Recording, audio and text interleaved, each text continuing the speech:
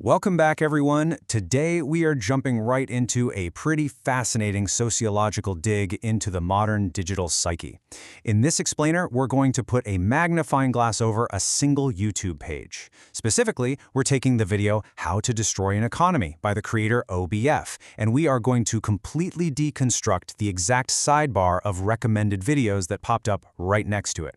By isolating this one single data source, it's like we get an unfiltered direct look into exactly what captures mass human attention today. It is a digital ecosystem built almost entirely around crisis, and honestly, dissecting it tells us so much about our collective anxieties. Okay, let's dive into this, because this number is just absolutely staggering. 1,850,768. That's the exact number of views this anchor video pulled in over just 2 months after being published on April 23, 2026. Think about the sheer scale of that engagement for a second. That's almost 2 million people clicking on a video specifically about systemic economic ruin. Oh, and it also grabbed 64,000 likes. So we're not talking about a fleeting trend here. This is a highly engaged, massive audience actively seeking out deeply pessimistic, catastrophic content. The big question is, how does the algorithm keep those 2 million people glued to their screens? Well, we can actually organize this chaotic feed of recommended videos into 4 distinct buckets.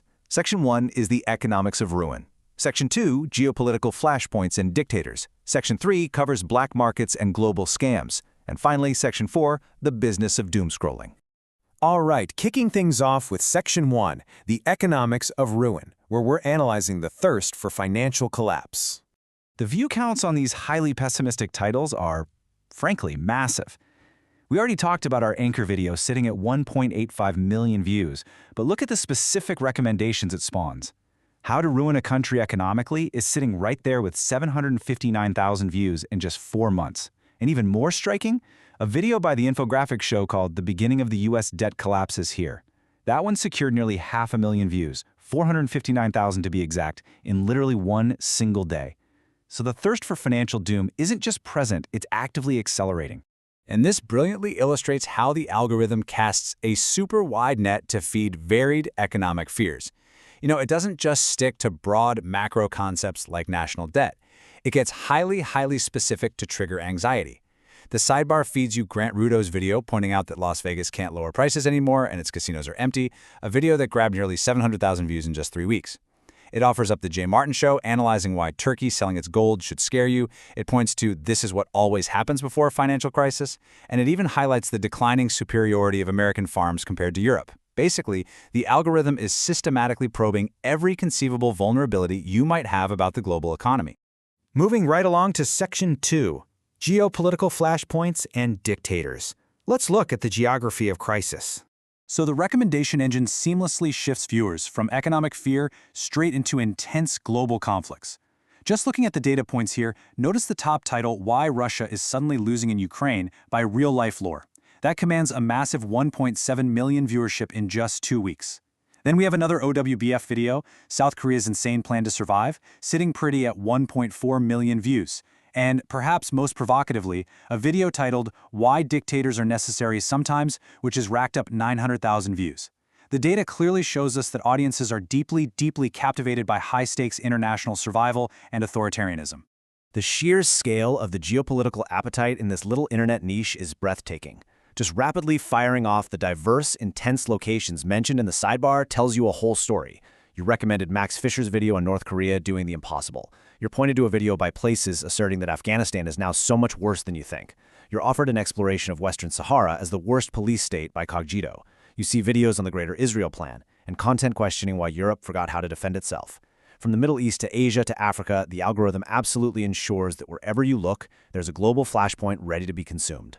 Let's move to and see how this builds into Section 3, black markets and global scams.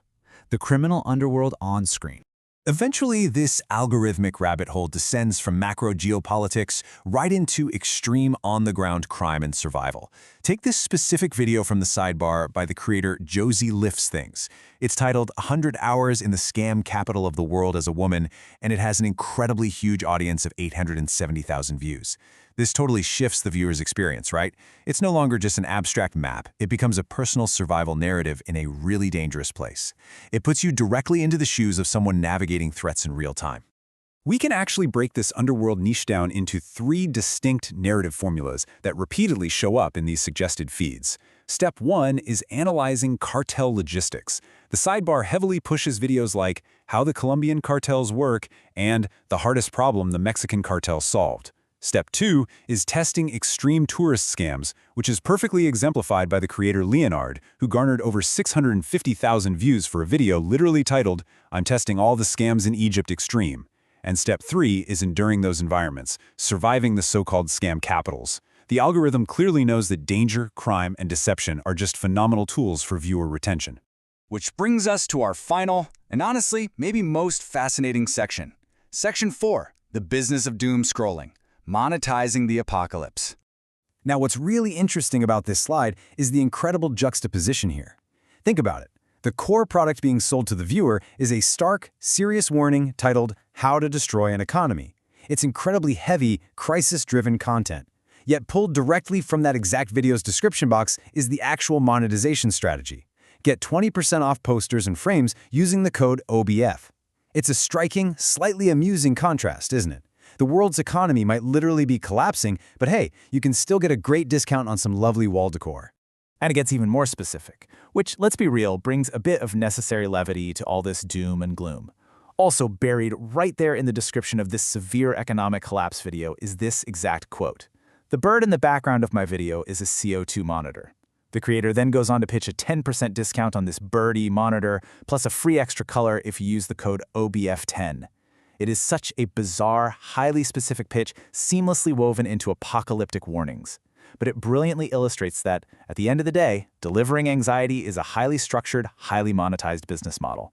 The fear is the hook, for sure, but the CO2 monitors and the posters, those pay the bills. So the absolutely crucial takeaway here is this.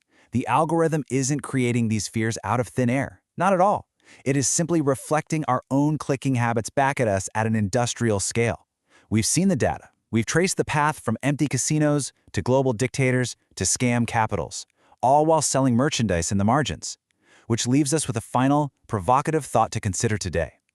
With all the knowledge and entertainment available at our fingertips, why are millions of us so magnetically drawn to clicking on the collapse of economies and countries?